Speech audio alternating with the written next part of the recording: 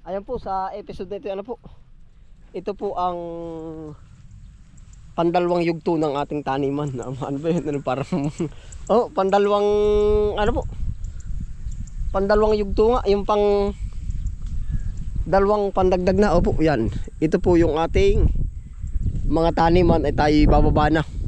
Ang basehan ko po na sukatan ay yung ating pump ng hatian ba. Yung hose natin abot doon. Yung hose natin iaabot natin doon. Ngayon po may mga napadagdag na po tayong taniman yan.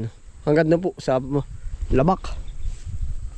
Puntahan po natin, update ko po kayo. Gawa po ng ngayon, medyo parang pataas na po ang presyo ng gulay. Kaya po tayo ay medyo dadagdag pa uli ng taniman. Opo. Pero puno na po ari. Kaya nababa, parang nagpapanabay lang po. Ba tayo nagdagdag, puno ng taniman. Ba tayo nagdagdag ulit, tumataas ng presyo. Opo. Pero mahirap pong mag-alaga. Pero tawag nga po natin doon, susugal ba? Oho. Susugal mak. Oho, yan. Ito na po yung mga bagong bungkal na taniman. Oh. Bagong ano na po ito. Basal, wala pang napapatanim dito. At yan po yung ating taniman. Ay, yung na isa. Ayan, parang po tayo sa bandang ibaba. May mga ano na rin po dun. May mga nagawa ng plat. Pagkatapos, ito po'y nilisan yung nilakdingan. Gawa ng ito ay medyo may pagkalambot po. Oh. Yeah, ito na po yung ating bagong taniman. No. Yan. Paibaba pa po tayo.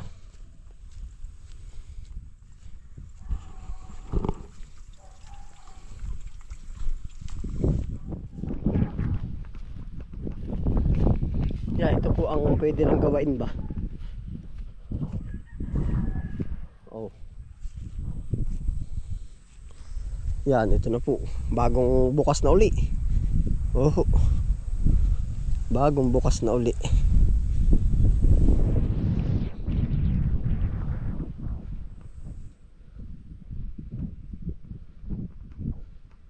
Yan, ito na po yung napadagdag ulit natin.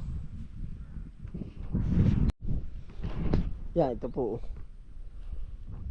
Bagong napadagdag. Andito na po tayo, pansin niyo po yung sagingan. Malapit na tayo dito. Yan.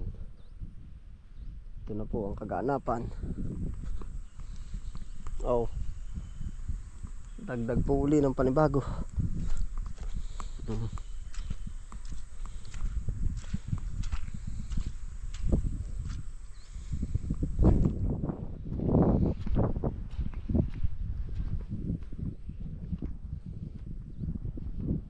Yan po ay kakargahan natin ng ipot.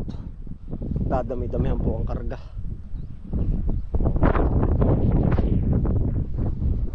Dami rin pala itong kapaplat po.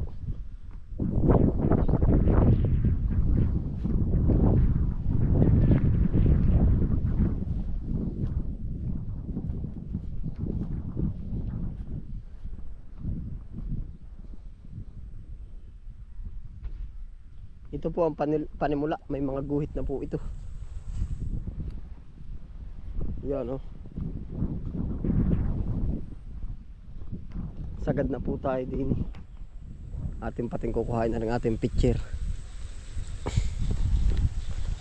Yan oh.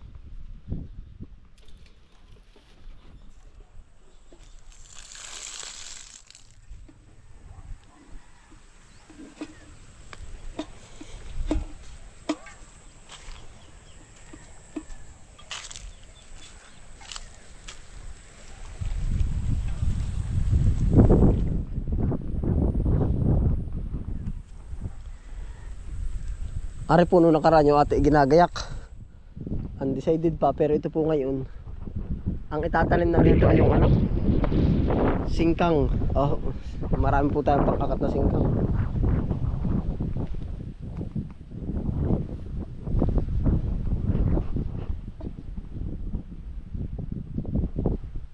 Ay, pag po may tao tayo at bibili, ay hindi na po dapat aangat na dito ng konti.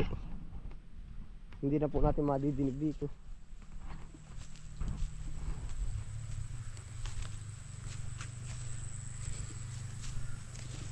Yung kita po yung mansion, no.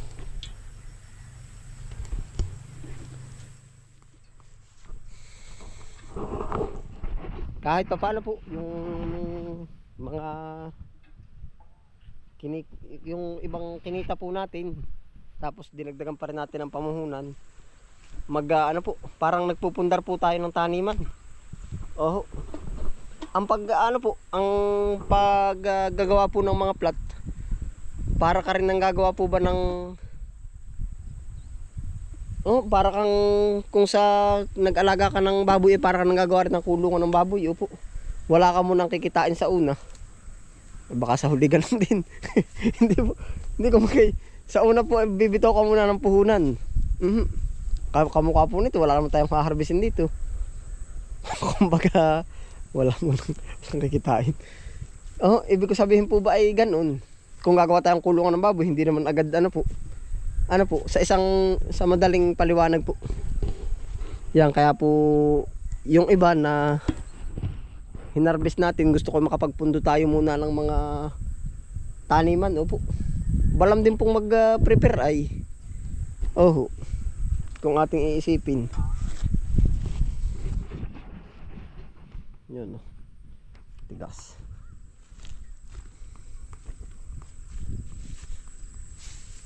Mari po yung sinigaan at baka tirahan ng ahas.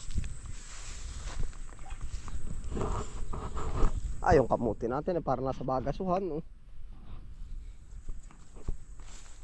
Ito kamuti. At saka po sabi ngayon tataas daw ang palay. Tapos ito naman ay yung iba ginawa kong gulayan, minsan po ay ganun talaga. Kaya sabi ko yung desisyon ko yun, saka pa tayo tataas daw ang palay. Pero ngayon naman ay ginawa na natin gulayan. Sana may talim na itong palay kung pinalay po natin. Yan.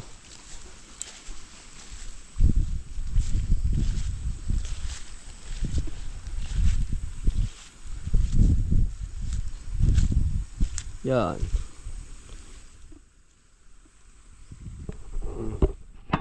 Yan pong bandang ayan ay wala nang talim ng palay, ay puro halaman. Ito na rin po ating kamuti.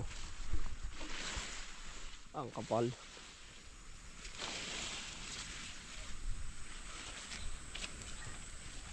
Atin daw po i-check na rin ito, para mag-isang buwan na rin naman ito. Tingnan natin.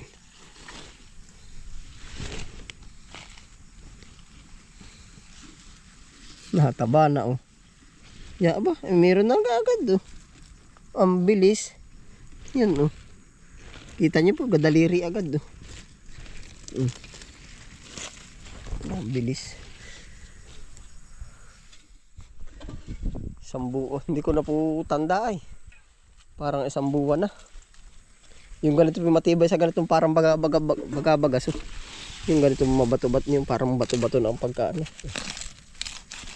Dito po matatag ang kamuti sa ganito. Pag po yung cultivate na maigi, hindi rin gaano. Para po sa akin,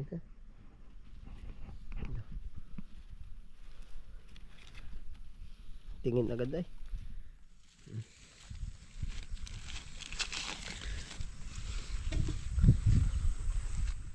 Wala pa dyan din ang mas mabilis po yung ating kinarots. Ito ay yung kulay carrots. Ito yung mabilis. Ito po ang napakabilis namang kamuti.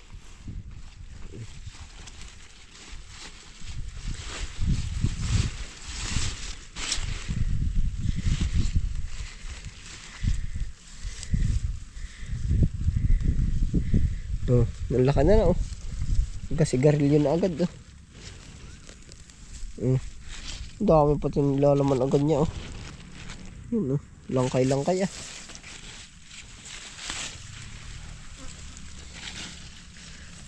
check pa rin natin ito.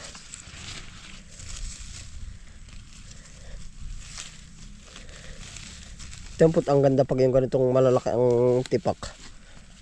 Nanunuot na maigi yung kanyang ugat. Yan. Didiretso ito.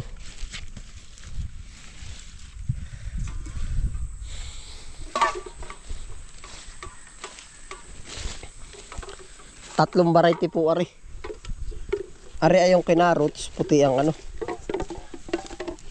Yan, puti po ang dahon. Tapos ari po ay pula din ang laman, iba po naman ang variety niyan. Oho. Tapos ari po ay yung ating bentong.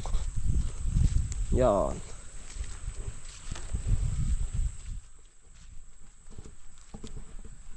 Magabagas ang taniman na yan.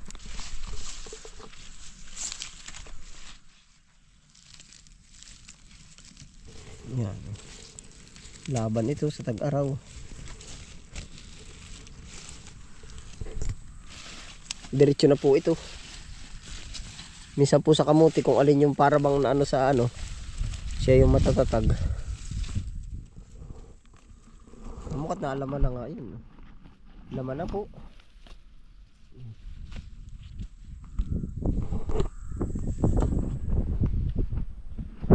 Tapos yung puntaas ay gugulayan po natin.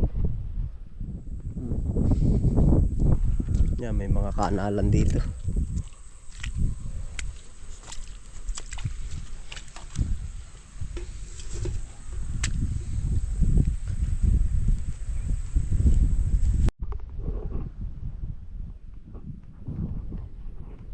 Dating palayan.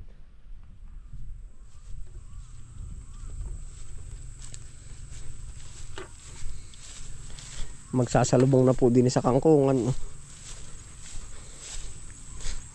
Makapal na rin ang kangkong. Kasabay naman ang damo. Yan po ating kangkungan. Namimirdi na rin.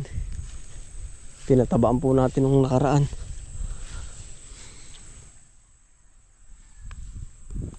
Tapos ano pong isa, ating pinapa pa ng kunti.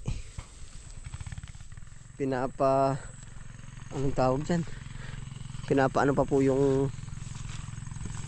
lupa.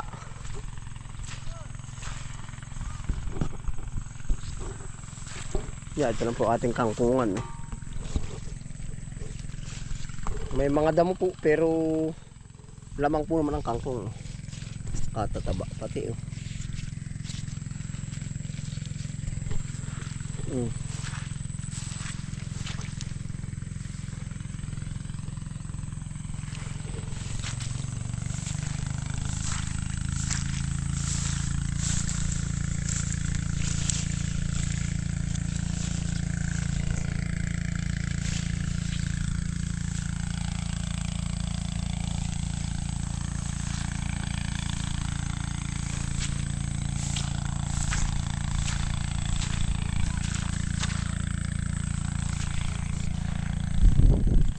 magkalahok na po, damo at damo at kangkong, pero makapal po na may kangkong. Ito narito pa rin na manlilipad naman ang dadali din ito po may sira din yan